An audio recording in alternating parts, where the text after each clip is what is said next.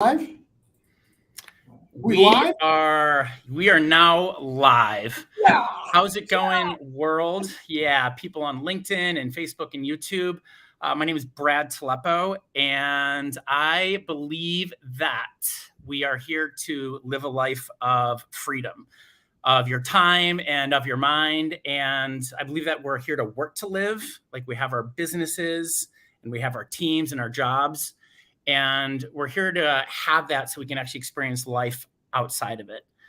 I'm a firm believer that time is our most precious asset, and how we get to spend that not only to create a great business, but we get to spend that doing what we love with people that we love as much as possible. And my goal is to take my experience, my 26 years experience in entrepreneurship and running highly productive companies and having a life of freedom, to shift people to have a lot more time and their mental freedom and how they're running their business, like not just for the owner, but also for the employees, so that you can spend it with what matters most to you.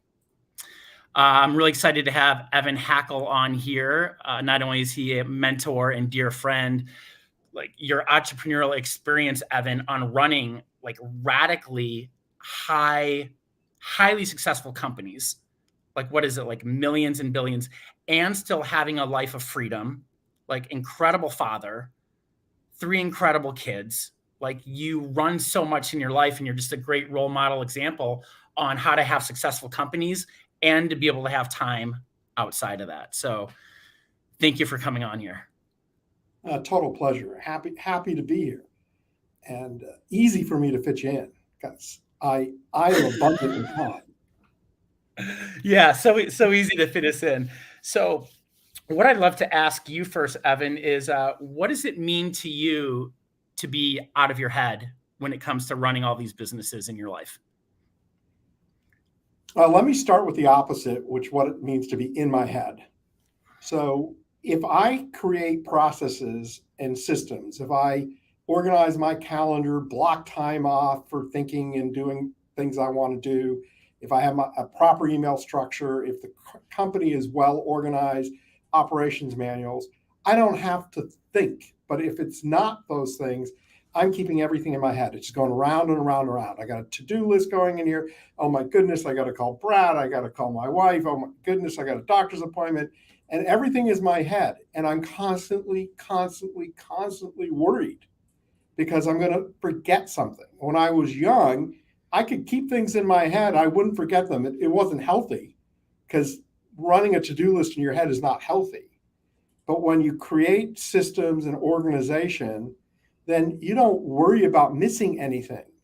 You don't worry that you're going to forget the ball in the air. And you're totally right. I mean, I have a lot of balls. I'm on a lot of board of directors, board of advisors. I run two different companies, and I'm abundant in time because I control time. Time does not control me. Yeah, and just like hearing that mindset, that's something that I forget which book I read it in. It was first is a mindset of realizing that, do you own time or does time own you? Yeah. And to look at all the subparts of, like you said, do you own email or does it own you? Do you own your projects and tasks or does it own you? Do you own your company or does it own you? That's there.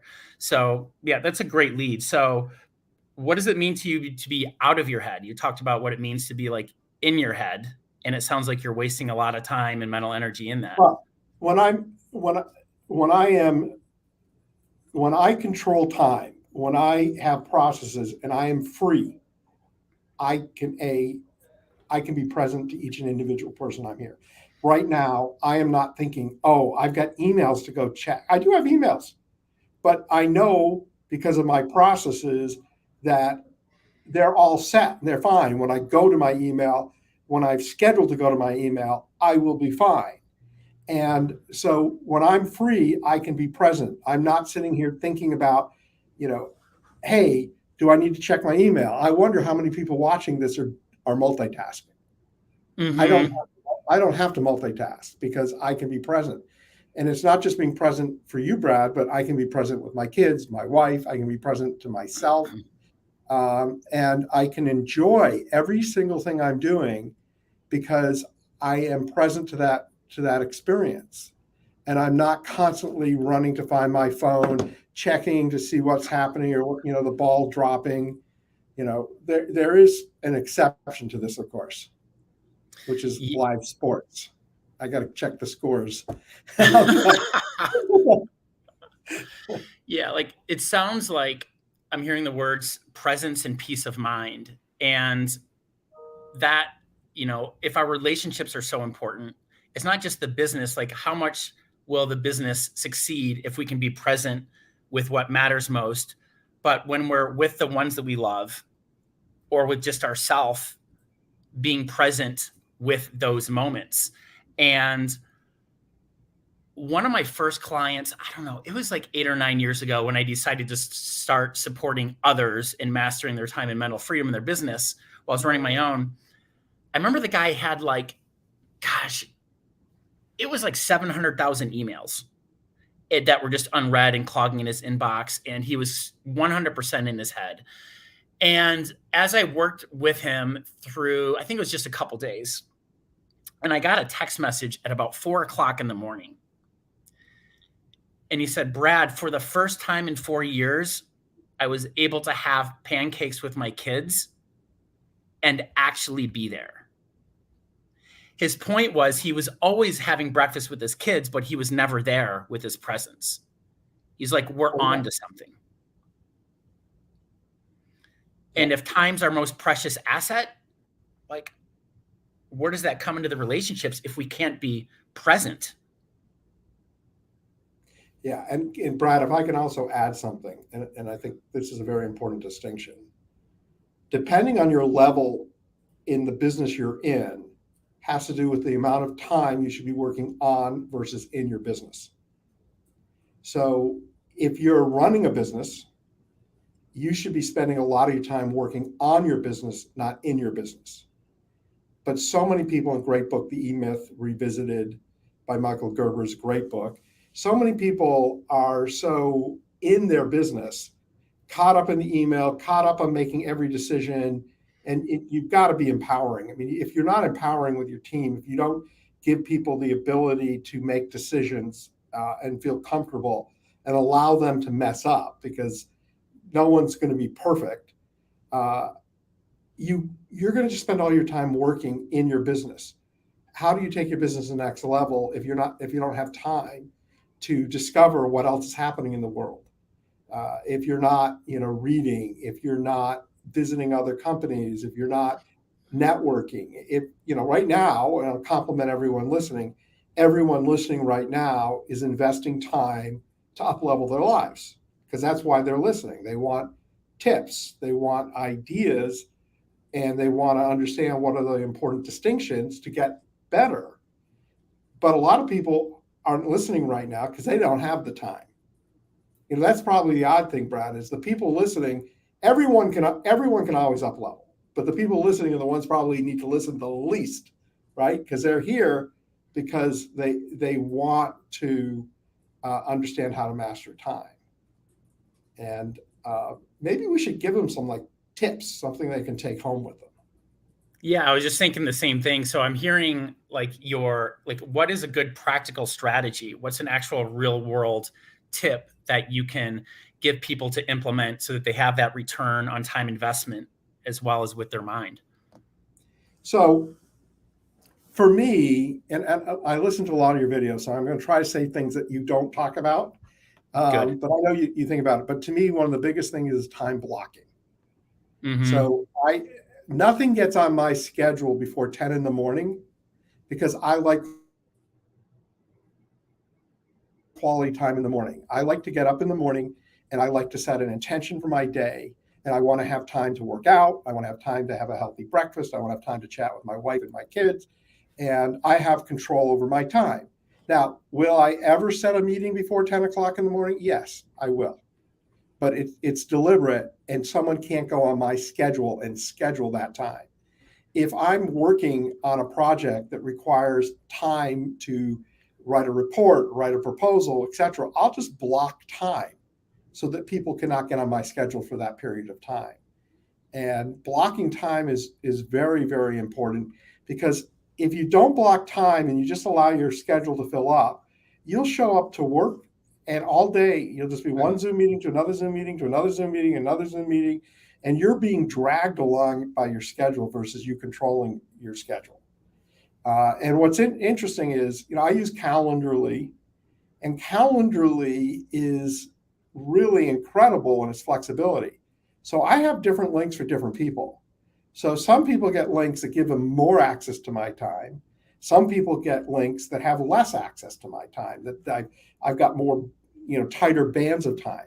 So like if I'm going to meet with somebody that's not urgent, I'm going to give them that really tight band. If I'm going to meet with somebody I know is super urgent, maybe it's a customer, it's a deal, they're going to get a bigger band. And that bigger band is effective because there's going to always be open time on my schedule in the bigger band, because I'm not allowing the people that are not important for my time schedule to get access to that time. So if my smaller band provides people 3 hours a day to book appointments, when I give my bigger band, there's going to be another 2 hours a day that is available to those people that I really need to meet with urgently. And then, of course, I'm blocking time. So if I speak to someone, like if you spoke to me right now and there was something that we needed to do tomorrow that was unexpected, where most people are going, oh my goodness, how do I find the time? What do I got to move? What do I got to do? I can just take some of my blocked time and say, okay, Brad, I can make this time free for you. Yeah. And what a great point. I'm going to share my screen for a moment. I'm only working off one monitor today, so we'll see what happens. So there's my screen when it comes to time blocking. I'm currently on vacation right now with my partner at an event, but here I have it recurring in my calendar where I have me time as well as like priority time. Like I'm blocked off to work on the one thing that matters most. And I actually have it as a recurring event in my calendar. Like I'm normally up at 5:30, 6 to 8 o'clock is me time. I don't even check a phone. I don't even, I normally don't bring my phone to the gym with me. I come back and next thing you know, then that 8 to 10 o'clock block is simply, what are the top things that I want to move forward on my priority? And if you are feeling like when I go to work with a client, we get clear that your time and mental freedom is a priority. So we're going to spend an hour or two on that every single morning before the day gets in the way. So if you just take that time to put that block in right now, then you can commit to it so that no one else is taken in your calendar like that. So like Tony Robbins would say, scheduling it makes it real. So I appreciate your point there, Evan, which is like time blocking.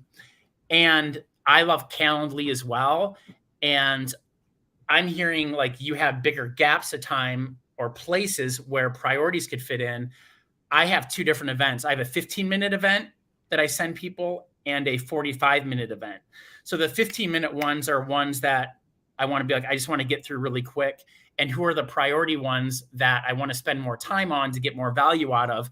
And those I'll save the 45 minutes for to really have that. But Calendly is an awesome tool. It just syncs up to the calendar. You have it all dialed in and it's automated and it's just a great tool. I love Calendly and there are other calendar tools. But one tip is if you do meetings with multiple people, one of the things you can do in Calendly is send a link that checks both schedules. And I find that amazingly helpful because I used to spend so much time going back and forth on emails trying to set up meetings. Oh, geez. So much time. Ugh. Yeah. And, really, unproductive time. Yeah. And that's why Doodle came out to say how can we fix that? But even that still, everyone's checking all their schedules all the time. It's like, can I see 3 to 6 schedules at the same time so that we can see what's actually free and what's open? And some of that was scheduling. Like how many times are people going back and forth in email and text messages all the time? I have a best practice where I'm like, just call me. We can take 30 seconds to figure out the time. If you're not going to use my Calendly link, let's get on the phone in 30 seconds and actually set the time to make it happen. Rather than this. There's another tool I love, which is Voxer. Oh, geez, I love Voxer. Yeah. And I love Voxer for teams. So I have a sales team in one of my companies, and every morning we leave a Voxer message of who are the clients we're going to meet with, what is our intention for a day, what are our goals, and do we need help or support with anything during that day.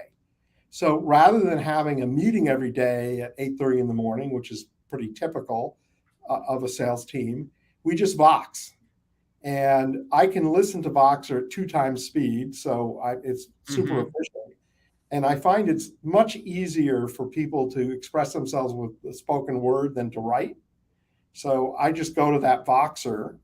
And if I have to communicate with an executive team, I have an executive team Voxer. We don't have a schedule like every day we're going to leave it, but whenever there's something important I need to get out so that they all know, I Vox.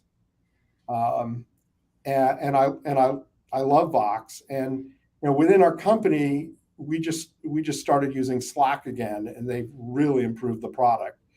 But we really don't email within the company. Email is primarily outside of the company. And as you know, I'm really careful on my emails. So to get in my main email box, you have to be a contact of mine. If you're not a contact of mine, you're not getting into my main email box. You're going to go into I use Sane Box. I think I got that name right. Yeah, you did. Sane Box, SANE Box. Yeah. Yeah. And I love it because I can have all my newsletters go to a newsletter thing. I can have all my CCs where I'm CC go to a CC thing. And I know I don't have to read the CC things right away. I can read those during one of my time blocks. That's easy. And so I only get 20 maybe emails a day that are from contacts of mine that are urgent. So I don't have to wade through all my emails, and I don't have that dreaded 3,000 unread messages. I mean, how to get stressed every time you look at your phone if you have that many unread messages. Yeah, I look at it like each one of these areas, like our email, all of our inboxes, getting out of the head. What does our calendar look like? What does our business playbook and learning management system look like? What does our projects and tasks look like? They're all a different room in a house. Yeah. And if we walk into that room and it's like a chaotic email inbox and there's just clothes and clutter, literally my experience is they're a hoarder. And it's just that they haven't learned. It's like they're a frog in boiling water. And I think that's most of the like an overwhelm pandemic that's been happening so long. They're just a frog in boiling water. There's one article of clothing, then there's 3, then there's 5, then it's just an inbox. And their baseline is being okay with clutter and chaos. Yeah. And it's an ongoing norm.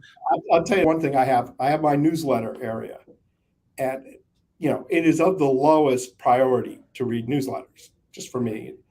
Only time I read newsletters are on planes. So my newsletter folder can get really big, but I figure I'm on a plane, it's easy to catch up and read newsletters then, because sometimes there are things in the newsletters I care about. So it's interesting. If we can, Brad, I'd like to talk about planning a little bit, because I think planning is a very critical part of having, a free mind and free space. And that is. And I just noticed, and I want to encourage people, if you have any comments or questions, please put them in the chat, and we're here to answer your questions as well. Like, the goal is to give value to the audience. So I'd love to chime into this one chat from Bethany where she says, I have tons of emails to manage for work every day. Like, you're just speaking into that, Evan. Do you have any best practices for that? So Evan, I heard Sane Box. I heard that you manage your newsletters so they all bypass your inbox, like probably getting to 0. The other thing is to block 15-minute blocks for email. So got it. I do email every day after lunch for 15 minutes. I do email, generally speaking, at about 9:30 in the morning, and I do email at about 5 o'clock. Yeah, and that's one thing I want to speak into is the mastery in my learning of this. You can have some tech. You can have Gmail. You can have your Asana. You can have your Trainual, you can have your Trello, you can have like your pieces of paper. And those technological solutions do offer value. But the true solution isn't technological, it's behavioral. And when you know what to do and how often with the clear prompts, the system becomes leak proof. So Evan, you were speaking into every morning at 8:30, I'll bet you it's right there in your prompts that your team is doing a Voxer. Da-da-doom. Like there's a clear morning checklist. In the midday, I'm hearing your emails, right? Like they're blocked off. In my midday, it's like go through all my notes on my computer, phone, and paper, process them, execute, getting them into the system. Here's the list of my inboxes, email, text messages, Slack, get them in, move them forward. And then what are you doing at the closing of the day and then once a week? And what's funny is between what you're doing in the morning and the midday and closing and once a week and once a month, you can keep the entire system together. And when there's a leak, you can plug it somewhere. It's like, why didn't we get the team update? Why didn't you check emails? Oh, I thought you were checking emails in the midday and the closing. Why did that not happen? Where's your system not reminding you how to do it? Yeah, you just sparked a thought that's worth sharing. So we all have, directories of files, and it can be immensely difficult to find things in your files, and you got so many different places to put them. And to you, it's sort of like you're hoarding documents. So I came up with an idea about 7, 8 years ago, and I have a file called to delete. So my to delete file is where I have temporary documents. So if I'm going to write something up as a draft of something, I'll put it in my to delete file. I'll send it to people, go back and forth. When I get my final, I'll save that someplace. But I'm not going to save all my drafts because I don't need to. It's just clutter. And then my rule is in my to delete folder is I can at any time delete anything over 30 days because there's nothing in there that I'm going to care about for more than 30 days. And it's amazing when you start using this, how many files you have that you really know you never need those files ever again. So there are a lot of files I'll never make it into my regular branch directory of I use Dropbox and I use obviously my computer. Will never make it in there. And it just reduces the amount of email clutter that you have, because file clutter for me can be immensely overwhelming. Is how do you find things, because I have years and years and years of files. So things have to be organized or you're going to go crazy. Yeah. And what I want to chime into is like when people, how do we get out of the head? Like most people are in their head managing everything. And then you get the next phase, like, okay, we're getting out of my head. And where is it? And how do I keep control of it? So my experience is when you get people who start to be out of their head, next thing you know, their Asana's a mess, their Dropbox is a mess, their file storage is a mess. So I look at it like as a full tool set. So if you're going to have a full tool set to go into the job so that you can check it all, it's like, my experience is this: 4 key tools: calendar for scheduling, a projects and task tool for all the one-offs, whether if you need to go buy new pens, hire a new employee, redo the websites, it might have very short-term or long-term, but when it's done, it's done. Then there's the recurring nature of the business, all the roles and responsibilities and recurring duties, and then the library. So I heard you say use Dropbox. Like I love Google Drive.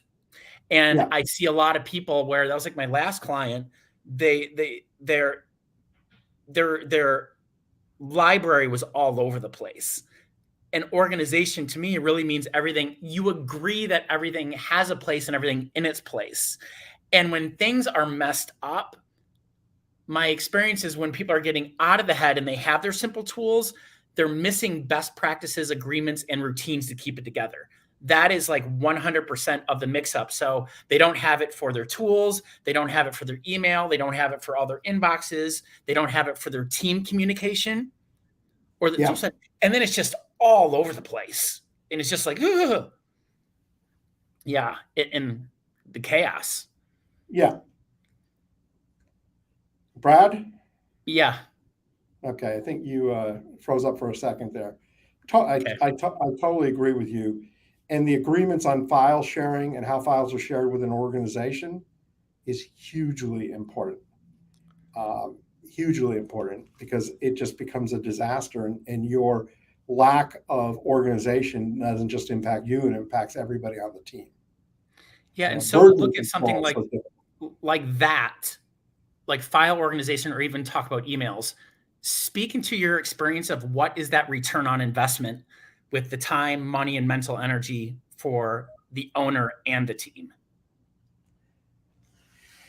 So, it's interesting because I sit here and I watch your TikToks and you talk about this in percentages. And I find it almost impossible to do because what is the value of an idea, right? So if you're free to think, if you're free not to be like in this owned by your email, owned by your workload, or all of these things, that's when you have these amazing ideas. That's when you can break through. That's when you can do things. Um, but I think conservatively, I save half my time through organization in a day. But I want to give you some facts because I have some facts I want to share with you. Yeah. And this is around planning. So, what you describe around contracts, agreements, et cetera, planning is part of that. Where's the business going to go? So they did a study in 1953 at Yale. They repeated the study at Harvard Business School MBA program. And they asked this question to the students: have you set written goals and have you created a plan to achieve them? Then they went back to them and they said, what what happened 20 years later? So 84% of the class had set no goals at all, which is interesting because I set goals all the time. That an MBA program at Harvard, 84% was set no goals. 13% of the class set written goals but had no concrete plan, and 3% of the class had both written goals and a plan.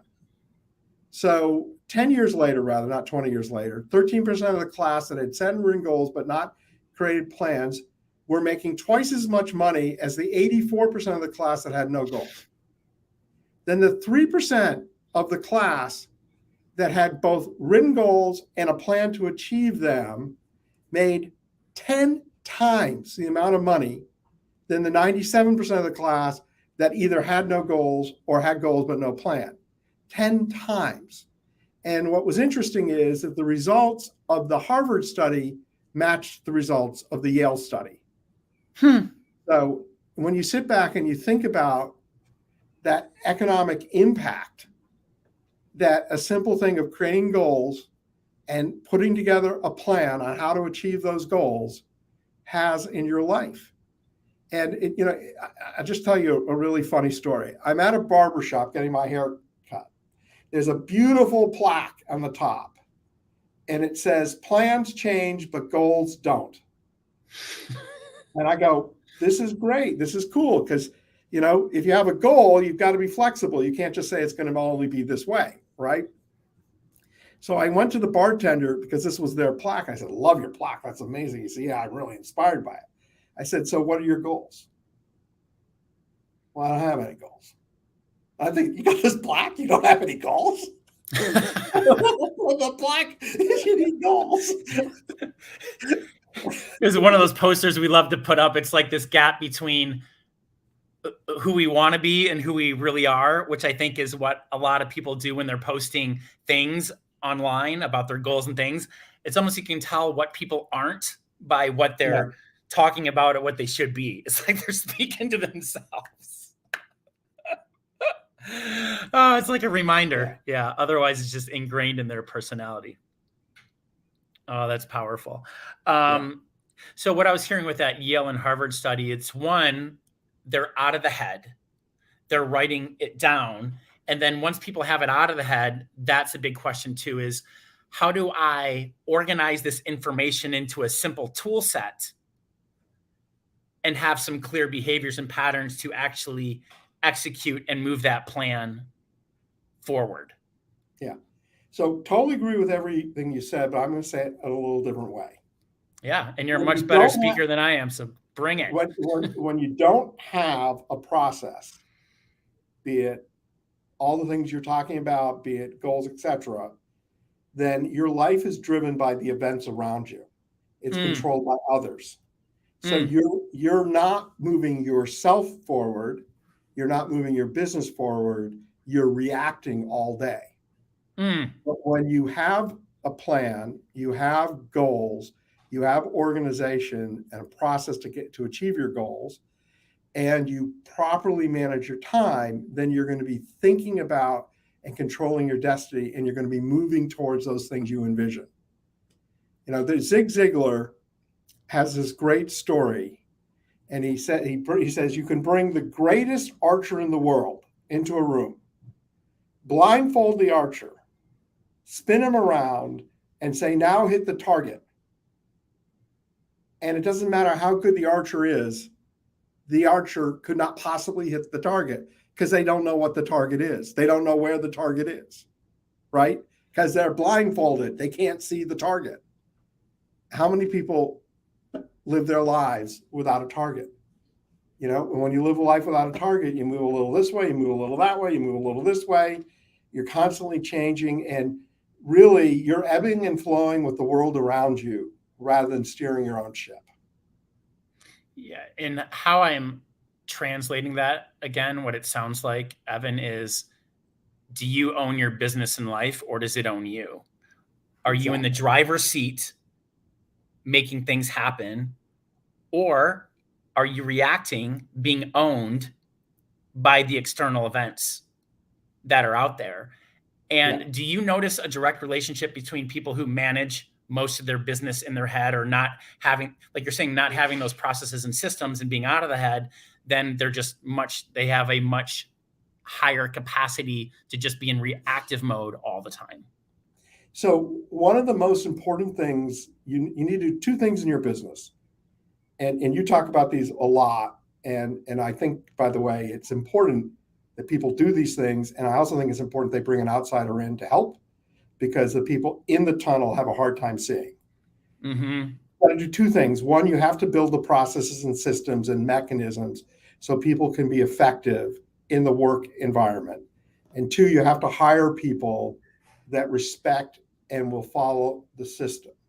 So when you're interviewing people, you need to ask them, how do you manage your time? How do you organize yourself? Mm.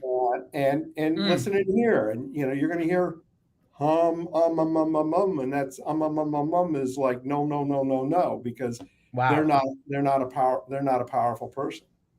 Wow. And I'll give you another question that's not totally on this, but it's just such a great question. Is just to ask them, what's the last book you read to help you in your career? Wow. Because that tells you whether or not somebody cares about up-leveling themselves, cares about being better at what they're doing. Wow. So, Those are just awesome questions. Like, I'm thinking about the one that you asked on how do you manage your time to a potential employee. So, a recent client, they had a team of 9, and when we're complete, we were able to get the onboarding process out of the head. So it saved like 80-90% of the onboarding. The new employee had an incredible experience, and she just hired 2 new people. And what she just went through, she's like, Brad, the onboarding's on point. One employee is awesome. She goes, I knew within 1 day this other employee wasn't going to work out. And we talked about, well, what was in the gap? It's like what was in the gap? Like, we have a time mastery system for all new employees to go through, but we're like, well, what was in the gap? Like, didn't they talk to all your teammates? Didn't your teammates vet them by having lunch with them? Like, are they a fit? And she goes, she was resistant to the system right away. She thought she knew it all. They came from, it's like, no, things are this way. It's like, no, we have a system so that we run smoothly and that fires don't happen. And she goes, I had resistance to her system right away. And she goes, in fact, I just gave her termination letter after a week. Like, we knew. And the big improvement that she made was, one, she's now firing a lot faster. But what you brought up, Evan, is how can we screen for that, even for the employee that comes on board? So one post that I did like a couple weeks ago, it's like we hire for skill sets. Like we want to know that a doctor can do a doctor's job. And then we're also hiring for character, which seems to give a higher level importance, right? Are you coachable? Are you humble? Do you think win, win, win, win? Like, are you here to make an impact? Positive. Yeah. Are you positive? Are you being diligent?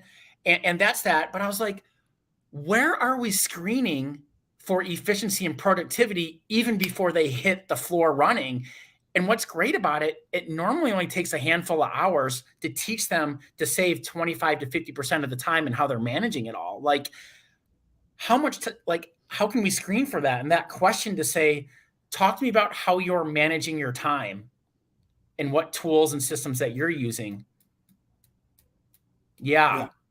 Wow, it's a great question. And then even asking, what's the last book that you've read to see, are they even someone who is self-motivating, Yeah. wanting to learn? Yeah. Yeah. I have a saying, which is you're either green and growing or ripe and rotting. Right. So if you're not doing things, it doesn't have to be a book. Right. Like, so if I talk to someone who said, well, I don't really read books to improve myself, but I just went to a Tony Robbins seminar, or I just did this, or I listened to this podcast. That's that's fine, because they're trying to grow, they care, and I think that's really important, that people that you have in your employ are coachable, they want to listen, they're willing to improve, and they desire to uplevel their life. Now I'm going to say something very contrary to all of this, depending on the role. Right? There are some people that like to do certain jobs that are manual labor jobs. My brother, who I love dearly, he loved washing pots and pans, not dishes, pots and pans. And he really enjoyed doing that. And, I'm sure he was good at it, but I never watched him learn or read a book on how to wash pots and pans better, watch videos better. But people need to do that. So the point that I'm making is, everything is somewhat raw, job related, depending on the job, what inspires somebody to, want to excel, is more important in certain roles than on other roles.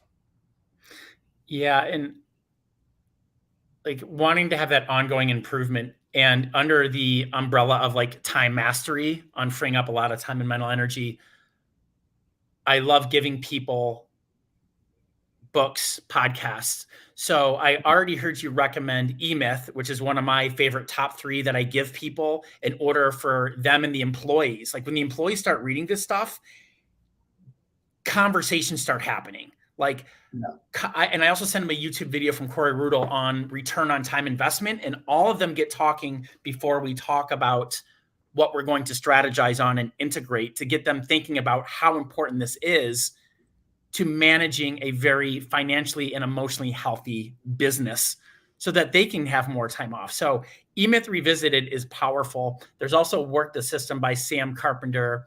And Seven Habits of Highly Effective People. Yeah. By why is his name escaping me? Stephen Covey. Thank you. Is incredibly helpful. Yeah. And Stephen Covey helped me understand the chaos that's happening in businesses when there isn't clear agreements. He says almost 100% of relationship breakdowns are because of a lack of clear agreements. Like, and I dumb it down to think about as something simple in a partnership, like a romantic one, when someone's pissed at the other because they didn't take out the garbage. It's like, whose role and responsibility is it? Like, it's a lack of clear agreements. And did you actually follow through on making it happen? And it's interesting on how many people mess up those two because they're managing it from the head. But, it's interesting you said that, because before we got married, my wife and I had a serious conversation. Do we want to have kids? How many kids do we want to have? And what would our roles be? And you know a little about me, but I love to cook. I Oh love to yeah. grocery. I love to grocery shop. Mowing, plowing. My wife loves to mow. She loves to plow. In our relationship, my wife drives the car. I don't drive the car. I don't like driving. I consider myself not the best driver. So we went through all of those type of things, and have I won't go as far as to say we have written agreements, but we have a very clear understanding of what each of our roles are and the parts of our relationship that we work on, and it makes things much easier in the relationship Oh when you have geez. clear expectations. Yeah. And how I can relate that to a business is at the beginning of this, you talked about doing things that you don't enjoy doing. Like in E-Myth Revisited, when you got the skill set person who doesn't want to be the entrepreneur, or you got the business owner who's working on things that they don't want to be doing or that they're not good at.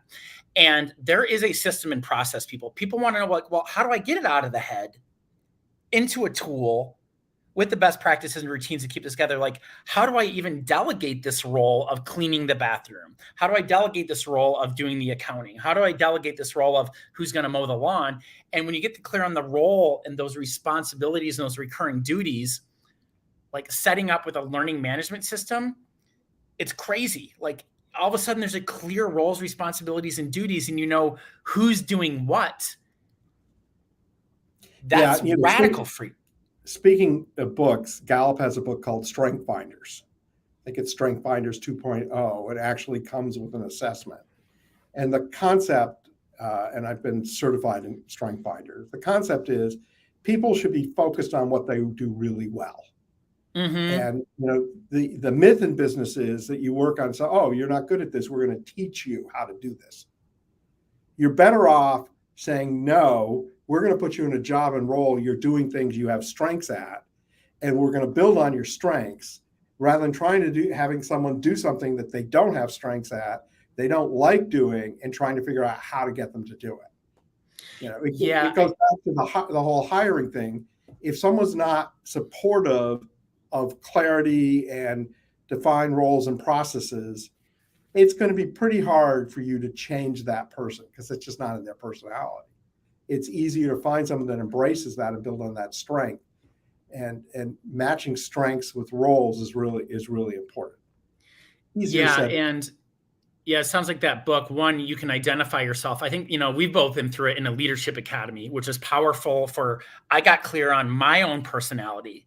And then I got clear on a major support on being able to identify other people's 4 key personality traits so that I can understand how to start to talk to them, as well as what seats on the bus should they belong in. And that was like a powerful shift. And then I was listening to Gary Vaynerchuk. It was like in the middle of the pandemic, and I would keep trying to shift into personality quadrants and traits that I'm not naturally, like I believe in growing, but he said something that I integrated that had a radical shift, I think, on my enjoyment and my success and my freedom. He says, why is it as humans, we're always trying to spend so much time fixing the things that we're not good at, whether if it's in our characters, rather than just going and just doing the things that we love and that we are good at. And I'm just like, isn't that true? Like, how often is it like, grow, do this, do that? I'm like, what if I just shifted 80% of my time and energy into these things that I do love doing, where I naturally fit, like time mastery in businesses and companies and doing this? And I could go at this all day long. I could talk about it all day long. I love it. I enjoy it. I'm good at it. I love seeing people achieve freedom. And I just promote it like crazy. And it just feels better. Yeah. You're not working. And so speaking into agreements that make sure that partnerships stay powerful, my partner, I promised her that I'd be getting off. I'm in West Coast time so that she has time for her meeting within 6 minutes. So I'm going to honor that agreement with her so she can take over the desk with that. Evan, thanks for coming on. Like, so much value and advice that's here. And back to the audience, I'm running weekly lives now. And my goal is to, if I can just support you in radically shifting and freeing up a lot of your time and mental energy with you and the team and how you're running the business so that you can have more of it to do what you love with the people that you love, as well as to spend on the business instead of in it, that's why I'm here. Your time is precious, and you can ask me anything in the comments, and I'll definitely answer. And once again, I just believe that time is our most precious asset. And if you'd love a free audit, it's super fast and easy to put you and your team under the X-ray of where there are opportunities that are possible. I have an audit. I'll put it in the comments. It's an X-ray. I'll get on the phone with you for 15 minutes. So if we can identify there's areas where there is a lot of opportunity in your time and mental energy savings. Sounds great. Enjoyed being on the Cool. show. Yeah. Thanks again, Evan. Appreciate it. Love you. Pleasure. Love you too. Yeah. Bye-bye.